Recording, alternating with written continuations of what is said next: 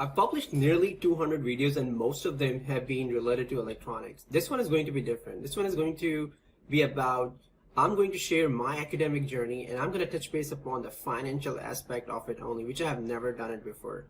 I'm going to share with you how I finished 11 years of my higher education without having to pay nothing. In fact, I actually made money out of these 11 years while I was in school. So the net total cost of 11 years of higher education was negative $59,762. Negative $59,762.76 to be very precise. That's how much money I made during 11 years of higher education, and I paid nothing, $0. So let's break it down, how it all got started. In 2005, January 10, that was my first day at Syed University of Engineering and Technology. That's where I started my undergraduate in electronic engineering. I still remember January 10 was my first day, and prior to that day, we had to submit 82,000 Pakistan rupees. I'm going to talk about it in Pakistan rupees, but later on I'll convert that into dollars. Okay, so semester 1, we had to pay 82,000 Pakistan rupees, and that included tuition, registration, infrastructure fee, technology fee, library fee, some other administrative fees, and that's pretty much it. Okay, semester 2. Now, next 7 semesters, we had a total of 8 semesters. Semester 1 was 82,000 rupees. Next 7 semesters, out of those 7, 6 out of them I received scholarship. I received 18,000 Pakistan rupees discount, and the annual fee was 66,000 rupees. So that means 33,000 for one semester, and I actually had to pay 33,000 minus 18,000, which equals 15,000 every semester. So for the next 7 semester, I basically paid 15,000, except for one semester where I did not get the scholarship, and I had to pay 33,000 in full. So the total I paid for 8 semesters, it comes down to 205,000 Pakistani rupees. That's all I paid for the 4 year of undergraduate education at Syed University of Engineering and Technology. While I was in my final year of my engineering, I did 4 internships, including Pakistan State Oil. There was a training engineering program over there. I did one internship in Karachi Electric Supply Corporation, now known as K Electric. I also did an internship in Civil Aviation Authority, and I also did one internship through PSEP, Pakistan Software Export Board, in Relacom, which is a Norway-based company, a Sweden-based company. Okay, now during these 4 internships, I would pay. I made 6,000 rupees at PSO, I made 6,000 rupees at K Electric, and I made 18,000 Pakistan rupees from doing my internship at Relacom. So that adds up to 30,000 rupees. 30,000 Pakistan rupees means I actually paid for the final year of my education, semester 7 and semester 8, I paid for the tuition during this using this money from that I earned from my internship program. So if you look at the net total now, it comes down to 175,000 Pakistan rupees. Now during this time from 2005 to 2008, I went back and I looked at the average exchange rate between dollar and Pakistan rupees. It was $58. $1 would be equivalent to 58 Pakistan rupees. So if you divide this number 175,000 by 58, that comes down to $3,017. That's how much it cost me to finish my 4 years of engineering education in Pakistan. Okay, now let's move on to my master's. In 2009, I went to United States for my master's. I still remember December 16 was my orientation, and not December, August 16 was my orientation. August 23rd was the first day of my graduate program at Arkansas State University, where I was going for Master's in Engineering Management program. My father gave me $8,000 for that, and that was the money I used towards paying off my first semester fee. And that was the last time I ever got any kind of support from him. After that, I was all on myself. Okay, now the total cost of the program was basically 3 semesters, $8,000 per semester, so $24,000 for the whole master program. while my father paid for the first semester, I had to get some money to pay for my semester 2 and semester 3. So fall was covered, and then later in the fall, I got a TA-ship. I got a teaching assistantship, which basically offered me 40% discount in my tuition.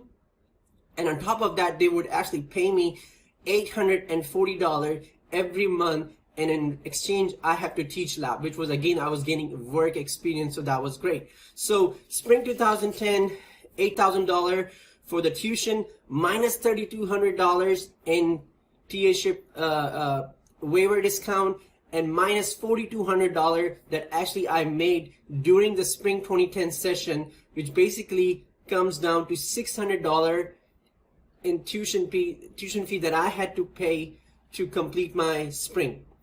That's it. And then later on, fall in the summer session of 2010, I actually again had a semester fee of $8,000, minus $3,200 in TA-ship waiver and discount, minus $5,880. That's seven months of TA-ship, so 7 times $840.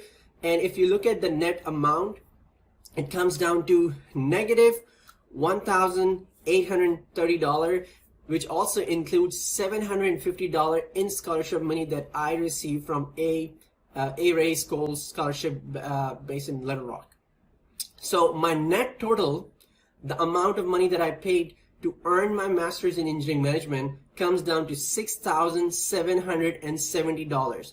That's all I paid from my pocket to finish my master's.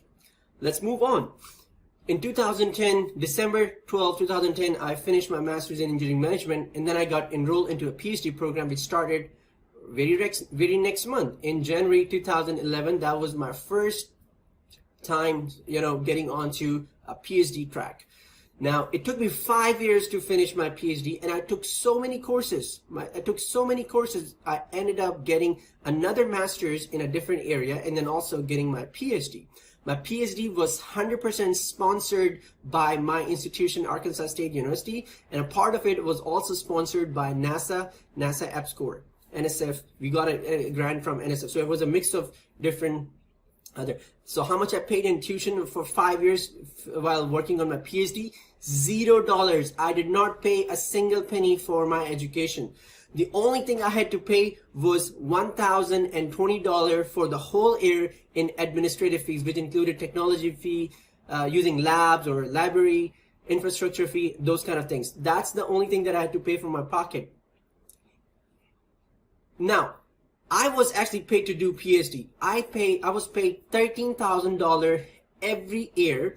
And on top of it, if I would work on the summer, which I did for next 5 years, I did not go anywhere. I worked straight 5 years of my life, 12 months, no days off, Christmas, Eid, whatever. I worked, and I made an additional $1,680 during the summer. If you add that, $0 for tuition, $13,000 I paid for my research throughout the year, and then additional $1,680 for the summer, the total would be $13,660.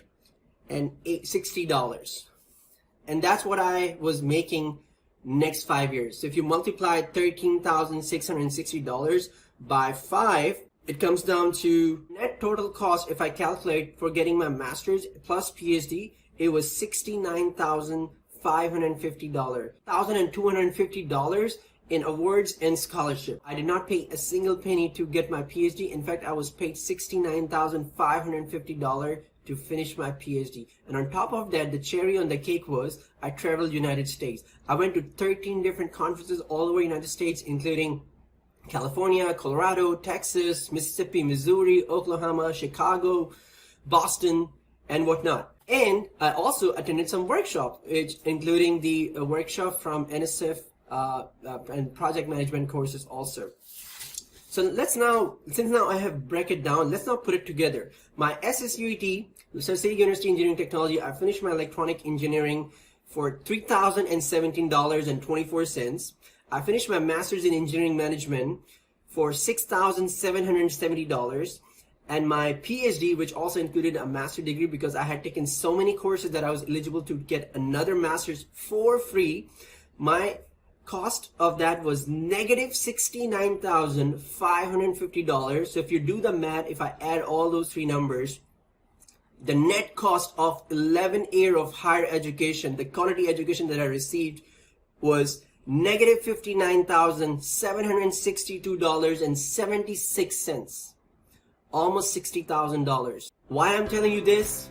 I'm not looking for praise. The reason I'm telling you is because if I can do it, you all can do it, and you all should do it. You all should strive for it. You should never have to ask for money from anyone in order to get education, especially in this part of the world. So Europe or Western part of the world, there are a lot of opportunities.